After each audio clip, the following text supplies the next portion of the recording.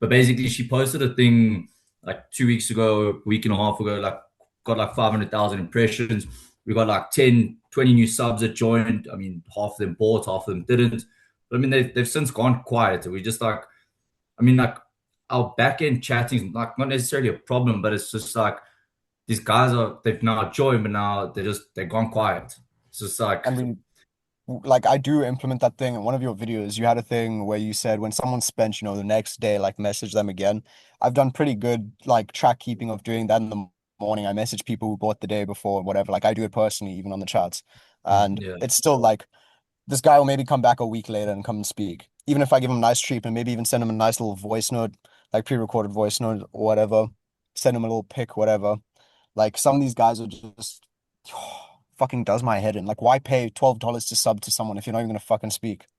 Do you like so like where's the failing point in a funnel? Is it they subscribe, they don't read the welcome message, like they don't even click it, or they read it, they usually don't reply, or they reply but they don't buy It's content, or they buy content and then they stop It's a bit replying? of it's a mixed batch of absolutely yeah, everything. and We've just changed also our welcome message. yeah, Yeah, and Etsy it's just gotten good updates our traction. welcome message. It's gotten good Yeah. traction. Like I'm getting like good buys from it, but there's still Mhm. the here and there where it's not even like being viewed.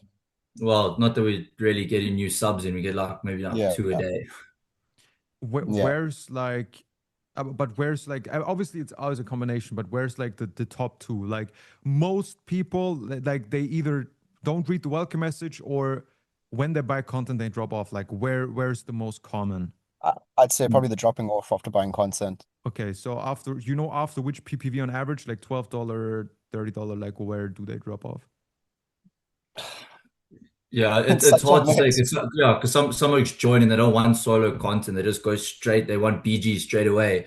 So I mean, we try to work our way up to it. But like a couple of Yeah. guys that we joined from Twitter, I mean, we managed to rinse like three oaks in a day, like $250 each. But I Mm-hmm. mean, like they've gone like kind of quiet since. So I mean, it's not like And then we I also think get like guys that also like, I was just gonna say like I also think like the content that we inherited from her like previously, there's not much like in the moment live kind of sexting. So it's more so guys come on when they feel like it. They go, hey, send me a BG, and then you just send them a sex tape, and then they kind of disappear for another 2 weeks, come back and just repeat the process. It's not like every day they're in the chat. Okay, every day let's do some sexting or let's do some of this. So I don't know if it's a content issue or what, but I mean you were saying, if a guy buys from us, we make sure we follow up. Hey, how you doing? Last night was so much fun. Let's do it again. What? And it's just, yeah, they're not Yeah, replying. got you. There's okay. I mean, obviously, there's multiple factors. I have to evaluate like on the chats which one is which.